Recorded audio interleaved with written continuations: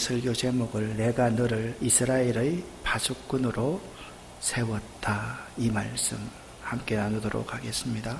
에스겔서 3장 16절 17절 말씀입니다.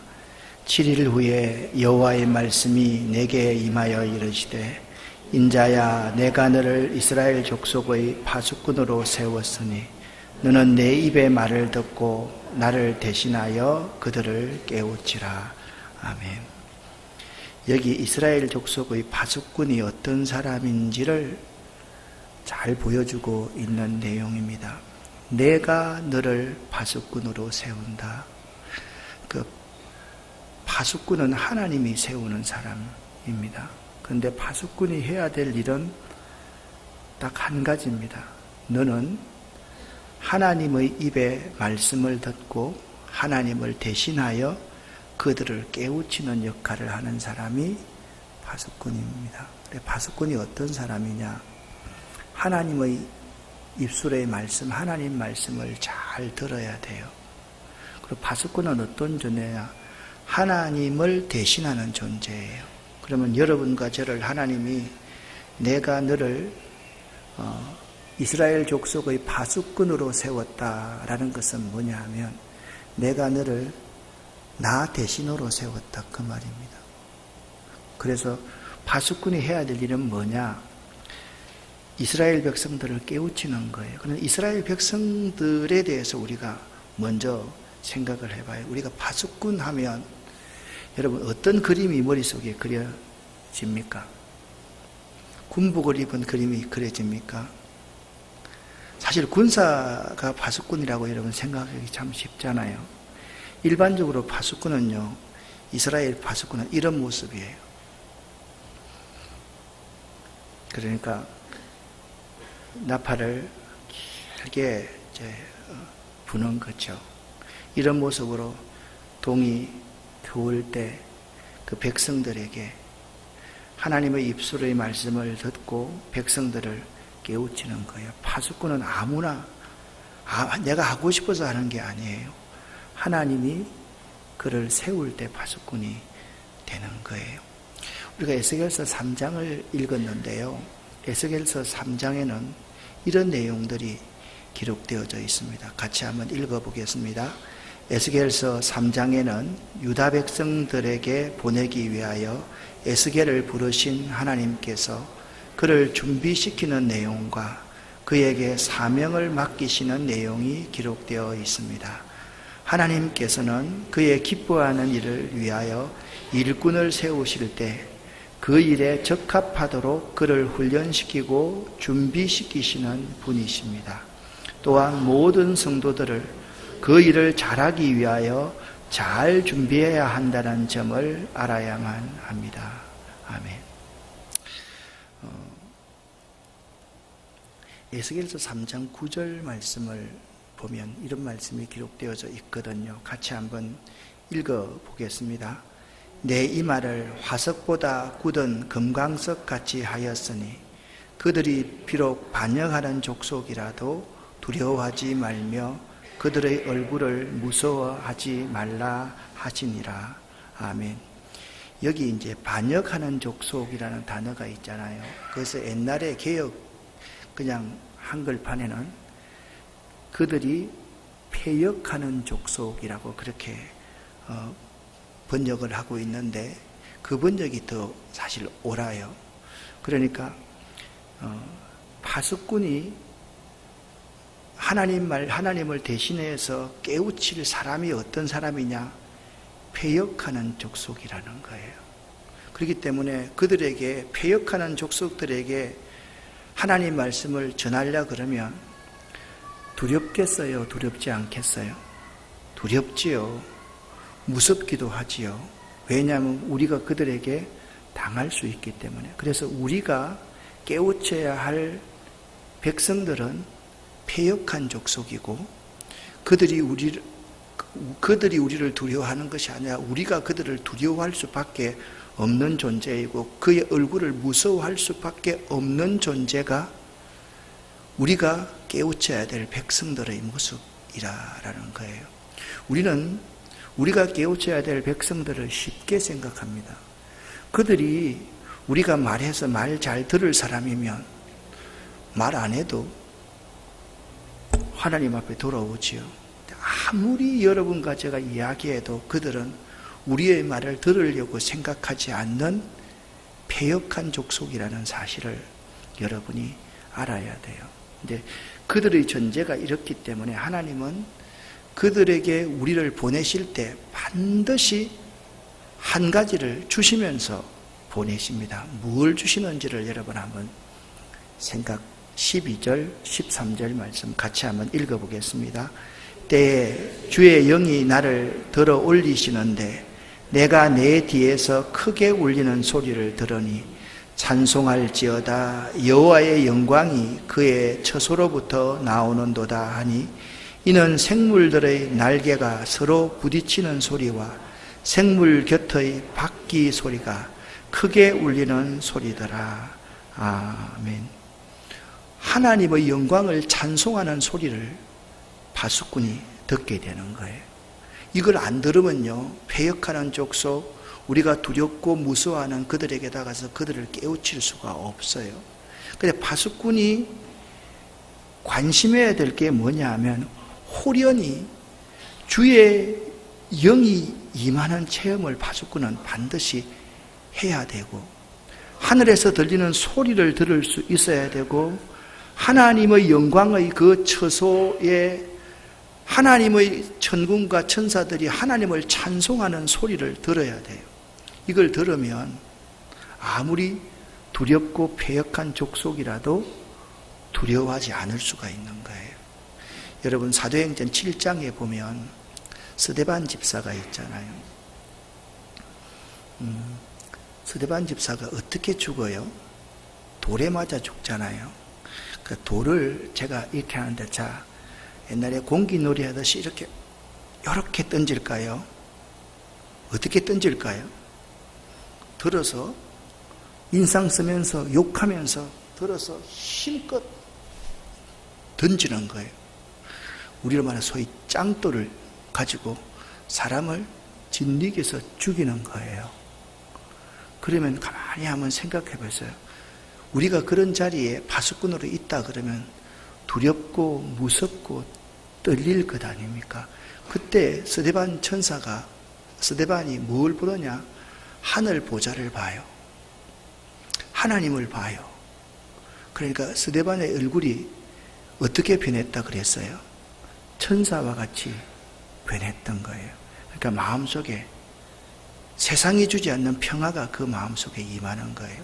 우리가 파수꾼으로서의 역할을 감당하기 위해서 제일 먼저 하나님의 신이 임해야 되고, 그리고 하늘의 소리를 들을 수 있어야 되고, 하늘 보좌에서 하나님의 영광을 찬송하는 소리를 듣고 볼 수 있어야지 파수꾼의 사명을 다할 수 있는 거예요. 그래서 파수꾼이 되려고 하면 영으로 깨어있지 않으면 파수꾼이 될 수가 없어요.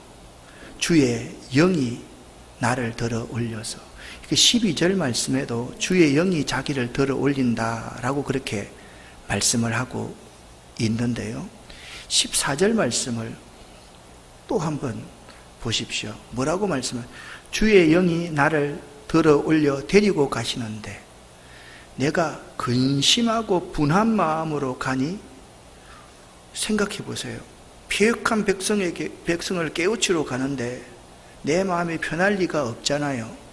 그런데 주의 영이 나를 들어서 데리고 가시는데 내 마음이 두렵고 떨리는 마음이었는데 가만히 보니까 그때 주의 영이 에스겔에게 여호와의 권능이 힘있게 자신을 감동시키는 것을 자기가 느끼게 했다는 거예요. 그러니까 이 여호와의 영이 힘있게 자신을 감동하는 것은 내가 하고 싶다고 되는 게 아니잖아요. 그분께서 우리에게 부어주셔야 되는 거잖아요. 할렐루야. 그래서 우리가요, 주의 영을 덧입고 여호와의 권능이 힘있게 우리를 감동시켜야지 파수꾼으로서의 사명을 감당할 수 있는 거예요. 그래서 연초에 우리가 왜 일주일 동안 특별하게 구별해서 일주일 새벽 기도를 하느냐? 여러분과 제가 있잖아요. 하나님의 음성을 들어야 돼요. 하늘 보좌를 봐야 돼요. 그리고 하나님의 영으로 감동이 있고 하나님의 권능을 덧입어야 돼요. 그래야지 올 1년 동안 살아갈 수 있는, 사명을 감당할 수 있는 능력자가 될 수 있는 거예요. 할렐루야. 그래서 여러분과 제가 있잖아요. 기도해야 되는 거예요. 연초에 여러분 기도할 때 하나님 이것 주세요, 하나님 저것 주세요, 이렇게 기도하지 말고요. 여러분과 제가 정말 기도하는 하나님의 영이 나를 움직이는 사람이 되어야 돼요. 저는 요즘에 사사기서를 이렇게 쭉 강의하면서 삼손을 보고 사사들을 보면서 사사들의 모습을 한 문장으로 요약하라. 하나님의 영이 그 삶을 지배하는 사람이 사사들이에요.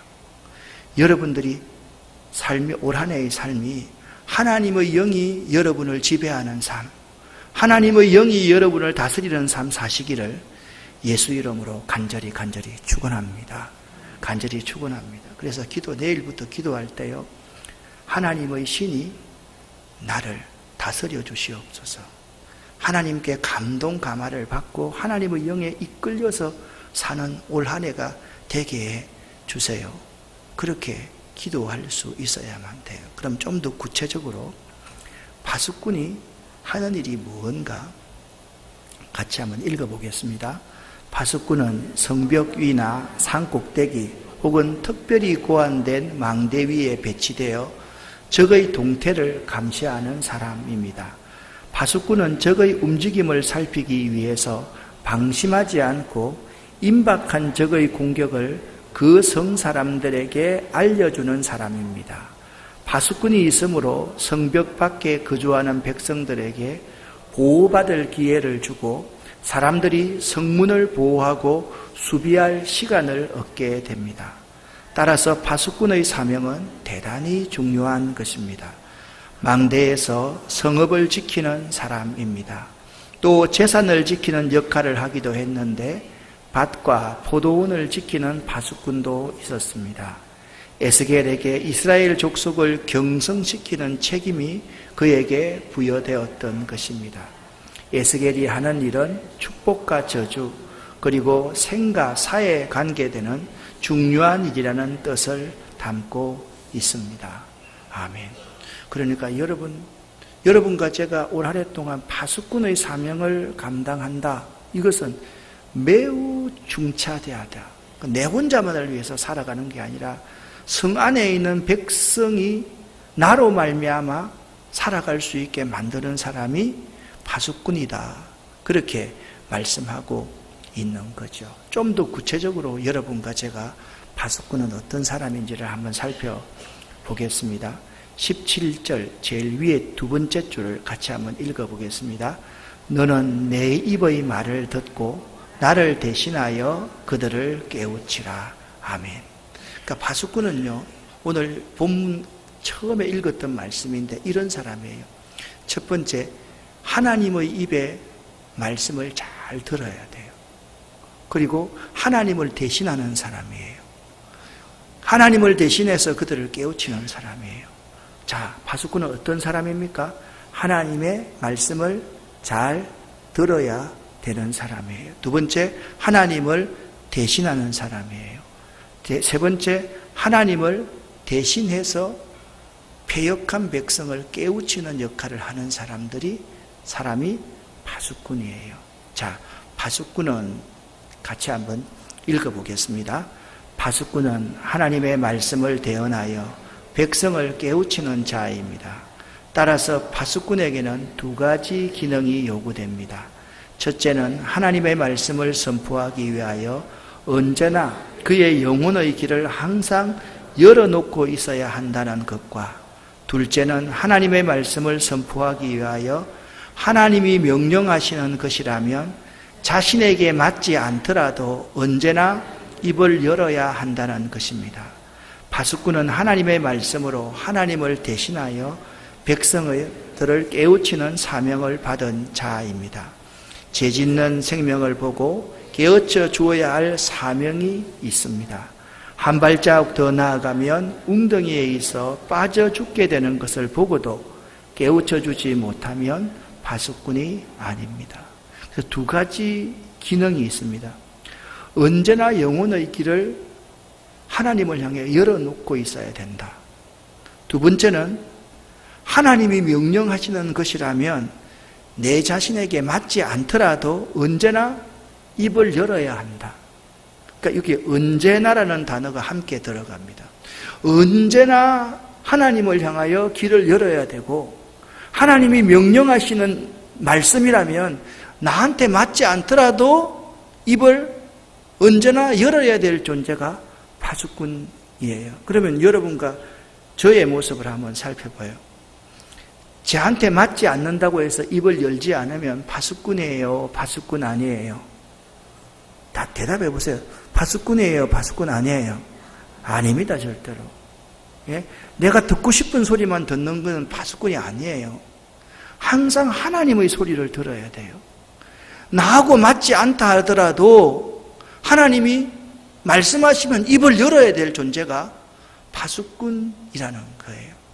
오늘 본문 말씀 18절 말씀을 함께 읽어보겠습니다. 가령 내가 악인에게 말하기를 너는 꼭 죽으리라 할 때 네가 깨우치지 아니하거나 말로 악인에게 일러서 그 악한 길을 떠나 생명을 구원케 하지 아니하면 그 악인은 그 죄악 중에 죽으려니와 내가 그 핏값을 파수꾼 너의 손에서 찾을 것이라는 거예요. 하나님이 그 핏값을, 그 사람은 자기 죄로 죽을 것이지만은 그 핏값을, 여러분, 그래서 우리가 이걸 알아야 돼요. 우리 민족이 지금 안고 있는 여러 가지 문제에 대해서 저 사람은 저 사람이고, 항상 보면 우리는 이런 사람밖에 없어요. 이쪽 진영은 이쪽 진영 공격하고, 이쪽 진영은 이쪽 진영 공격하고, 누가 한마디만 하면 막 벌떼처럼 일어나서 막 싸우는데 나중에 그 핏값을 누구에게 찾았냐?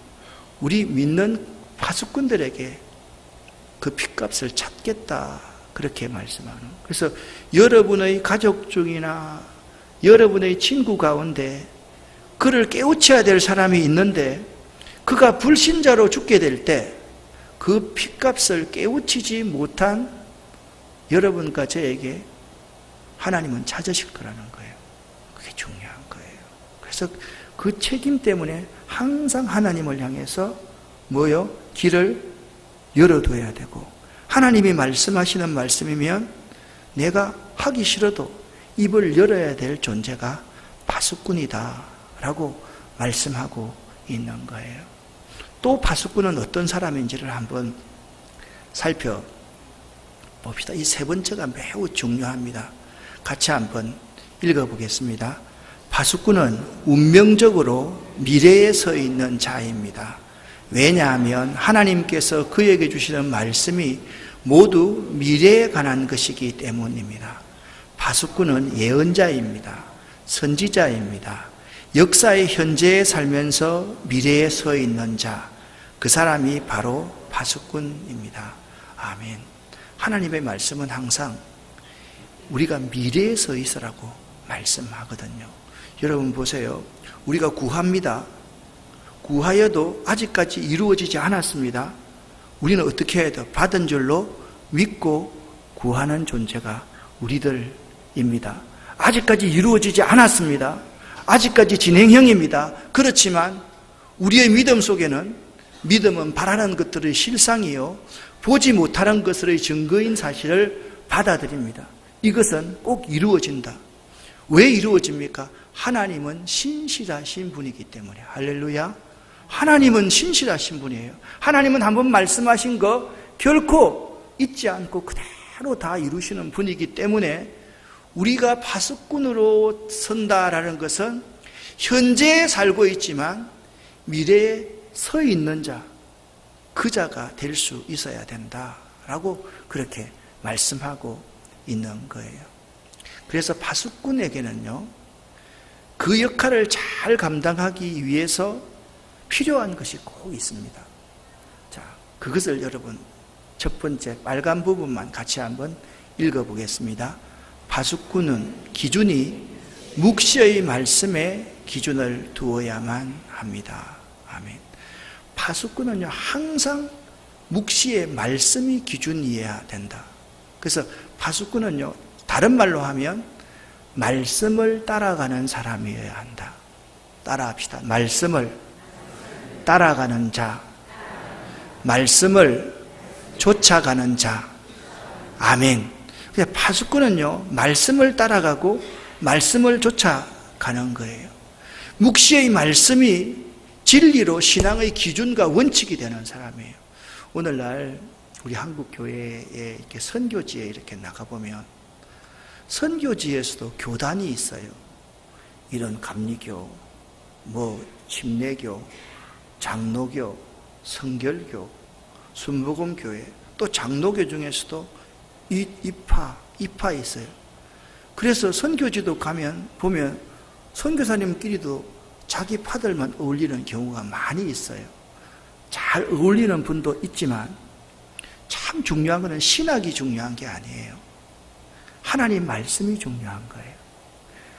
어느 교단이냐 교파냐가 중요한 것이 아니라 이 하나님의 말씀을 따라가는 신앙인인가, 하나님의 말씀을 쫓아가는 사람인가. 그래서 우리가 부단히 노력해야 될 것은 뭐냐 하면 내가 하나님 말씀을 따라가는가, 내가 하나님 말씀을 쫓아가는가.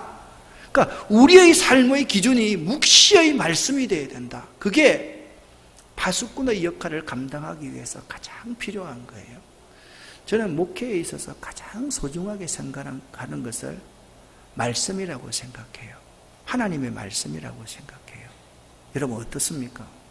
여러분 혹시나 교회를 정하는 데 있어가지고 교회를 정하는 기준이 여러분이 교회를 정한다라고 생각하셔는 사실 안 되지요. 근데 가장 중요한 것은 딱 가보시고 이런 기준을 한번 세워보세요. 하나님 말씀 전하지 않고 자꾸 예화를 들어가지고 설렁설렁 해가지고 재미있게 설교한다.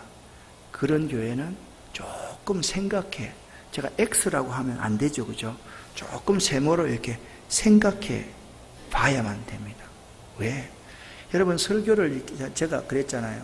제가 1984년에 신학대학원에 들어갔으니까 그때부터 제가 군대 가는 기간이 3년이 있었는데 제가 3년 동안도 3군단 헌병대에서 군종사병을 하면서 3군단 헌병대 근무를 하고 국군 3군단 교회하고 여기서 저 뒷정도의 차이 나요. 담벼락 사이에 그렇게 있었어요. 거기서 내가 설교도 하고 거기서 학생들도 가르치고 그래서 그 아이들 가운데서 제가 있잖아요. 예? 정말 전도사로 일했어요. 그러니까 84년부터 시작해서 지금까지 한 번도 사역을 안 한 적이 없어요. 그 가운데서 강원도 인제 현리에서 키웠던 아이들 중에서 있잖아요. 목사도 수없이 나왔고요. 그때요 강원도 인제, 여러분 인제 가면 언제 오나 원통에서 못 살겠는데 그 지역에 내가 있었다니까요. 그런데 거기서요 제가 대학교 이렇게 생각하는 게 아니에요. 최초로 제가 가르칠 때 서울대학교를 한 명이 들어갔어요. 난리 났죠. 그런데 그것보다 더 중요한 게 그때 목사가 있잖아요. 4명이 나왔어요. 그때 배웠던 애들이.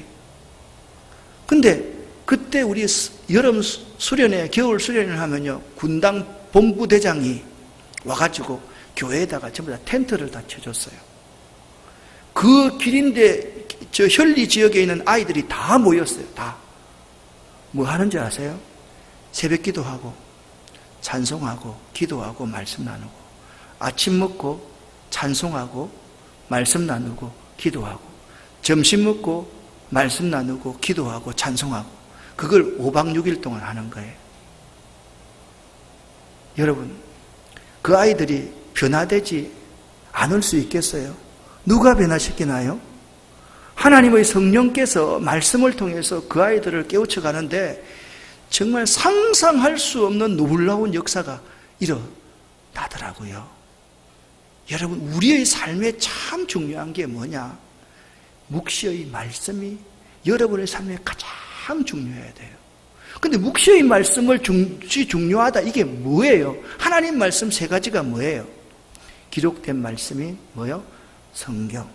두 번째, 선포되어지는 말씀인 설교. 세 번째, 삶으로 드러나는 예수 그리스도의 흔적들. 그게 하나님의 말씀이에요. 그래서 삶에서요, 예수의 열매가 드러나야 돼요. 그게 하나님의 말씀이에요. 근데 우리는 생각할 때, 첫째, 하나님 말씀 안 읽어요.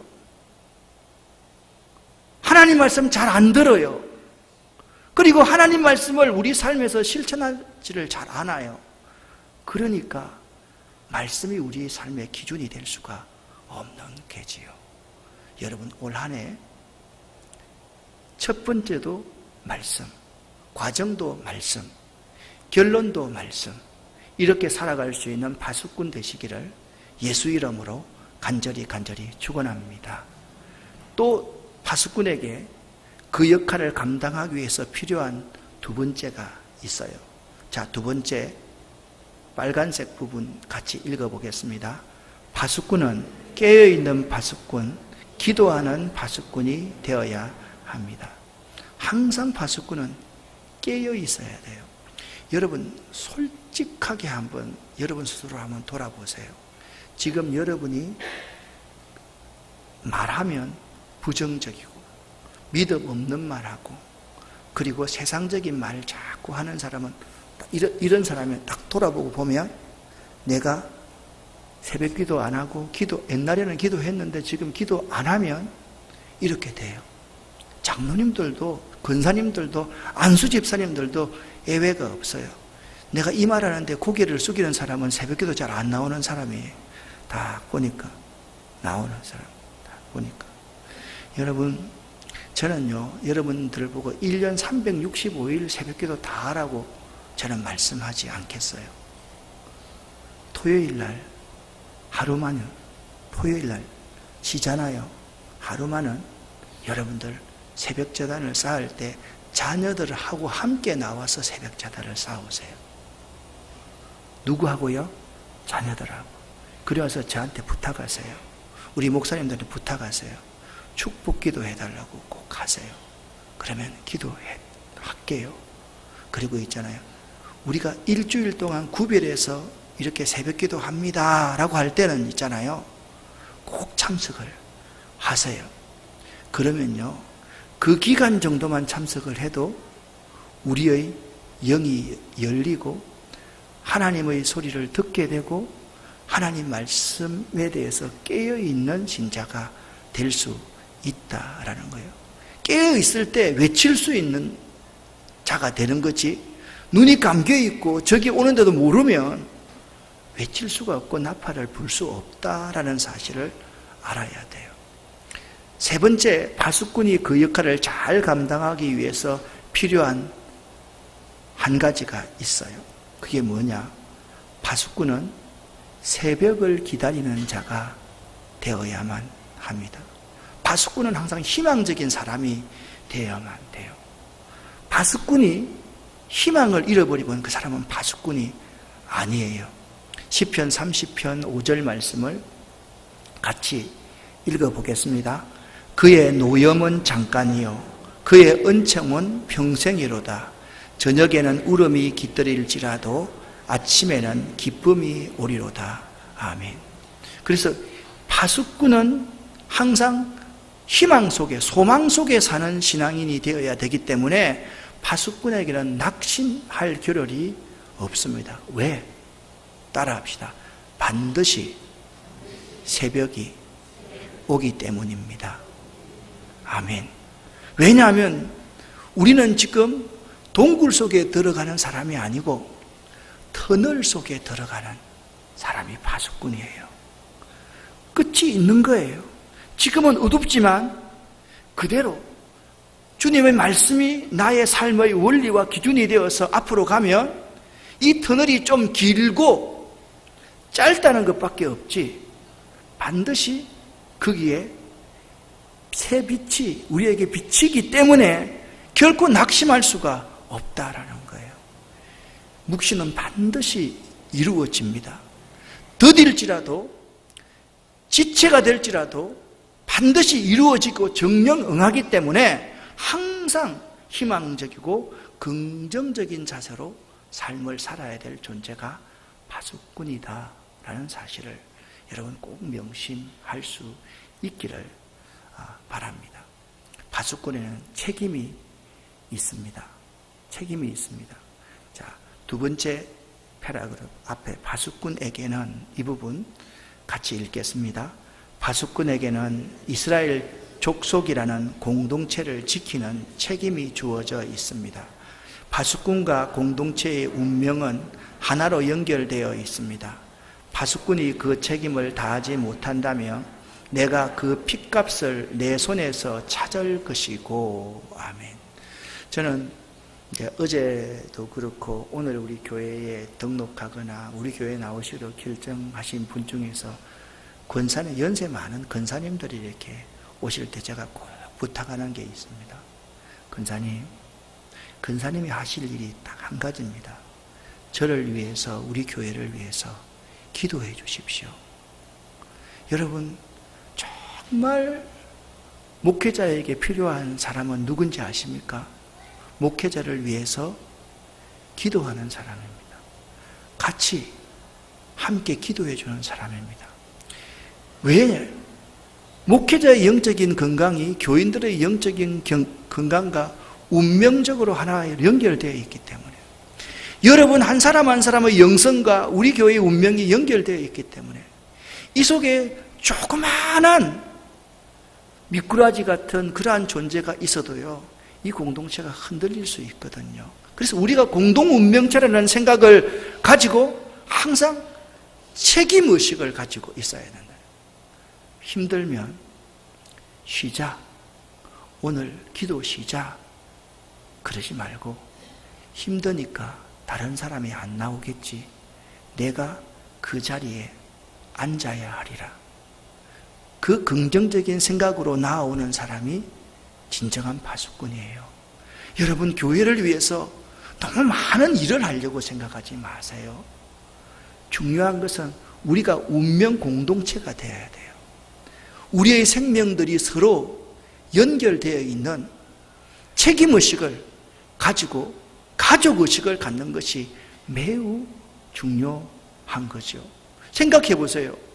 왜 내가 다른 사람을 책임져야만 합니까? 근데 하나님께서 말씀하시잖아요.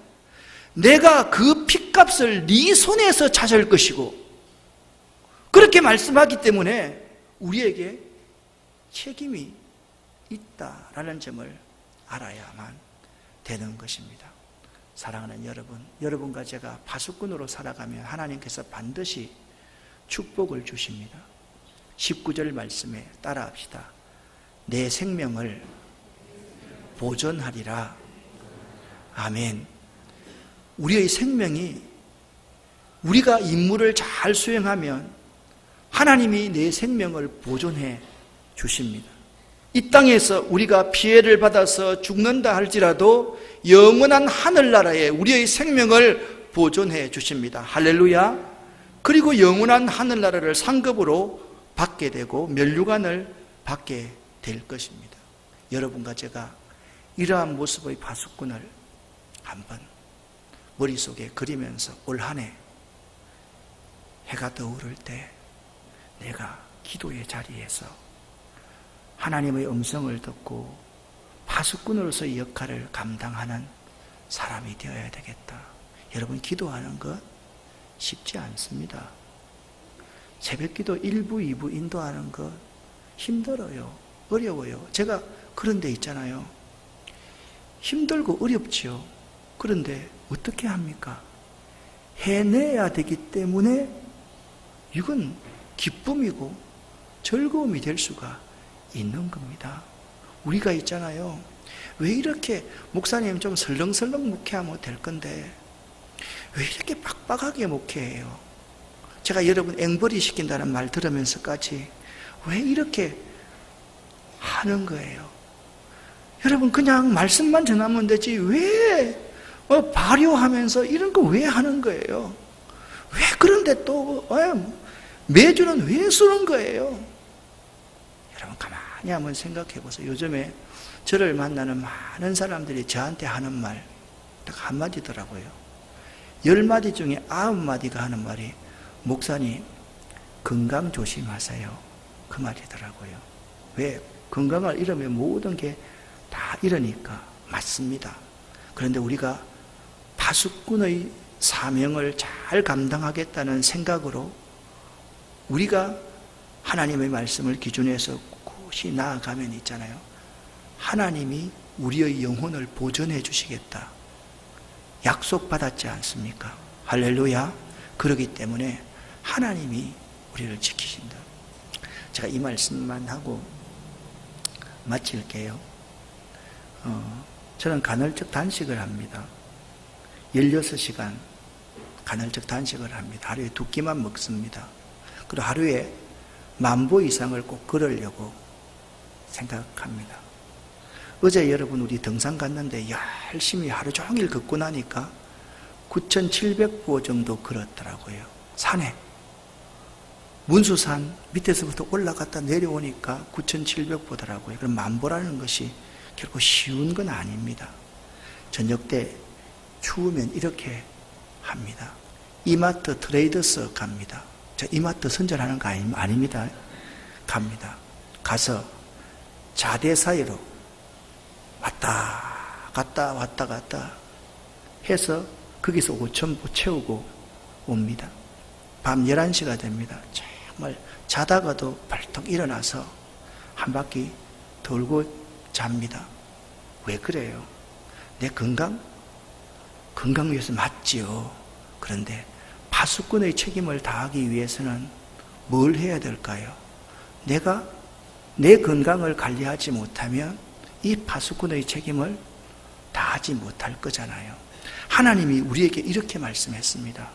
내가 너를 이스라엘의 파수꾼으로 세웠다 라고 할 때 우리가 우리 자신을 잘 관리할 수 있는 사람, 그러한 사람들이 되어야만 합니다. 사랑하는 아름다운 교회 성도 여러분, 새해가 시작되었습니다. 지금부터 이제 출발선에서 이제 출발을 한 거예요. 어떻게 하겠습니까? 한번 따라 합시다. 내가 너를 이스라엘의 파수꾼으로 세웠다. 아멘. 하나님이 여러분들을 여러분의 가정의 파수꾼으로 세웠습니다. 여러분이 졸고 여러분들이 책임의식이 없으면 가정 어떻게 될까요? 가정 무너집니다. 여러분의 기업에 하나님이 여러분을 파수꾼으로 세웠습니다. 피곤하다고 졸 수 있습니까? 내가 서서 초병 활동을 할 때는 반드시 그 직무를 수행해야만 되는 것이 파수꾼입니다. 아마 주일 찬양 예배에 나오는 여러분들 정도는 저는 파수꾼이라고 생각해요. 그래서 새해 첫날 찬양 예배 제가 설교를 하면서 여러분에게 꼭 부탁을 합니다. 일주일에 토요일이나 한 번 정도는 꼭 새벽 기도를 해주시기를 부탁하고요. 제가 여러분에게 보내는 동영상 있잖아요. 꼭 일주일에 2번 이상은 좀 들어주셨으면 참 좋겠고요. 되도록이면 수요 예배 좀 많이 나와서 함께 기도해 주면 좋겠다라는 생각을 해요. 올해 3월부터는 이제 목장 모임도 모이게 될 터인데 여러분 그런 모임도 참석해서 함께 말씀을 나누고 기도하고 또 제가 집필한 세가족 교재 이제 우리 교인들이 다 말씀을 나누게 될 터인데 여러분 그런 말씀도 잘 나누어서 올 한 해 여러분과 저로 말미암아 이 운양동 지역, 이 김포 지역이 여러분과 저라는 파수꾼으로 말미암아서 깨어있고 하나님의 복을 받는 놀라운 역사를 여러분과 저가 함께 만들어 갔으면 참 좋겠습니다. 다시 한번 따라합니다. 내가 너를 파수꾼으로 세웠다. 기도하겠습니다. 하나님 아버지 감사합니다. 하나님께서 우리를 이스라엘의 파수꾼으로 세웠다 말씀하셨습니다. 아멘, 아멘입니다. 하나님, 우리 가운데 역사해 주셔서 감사합니다. 우리가 깨어 있을 수 있게 도와주시고, 우리가 하나님에게 길을 열 수 있게 도와주시고, 우리가 하나님이 하시는 말씀이면 내 의지와 상관없이 입을 열 수 있는 자들 될 수 있도록 도와주시옵소서. 예수 그리스도의 이름으로 축복하고 간절히 기도 올립니다. 아멘.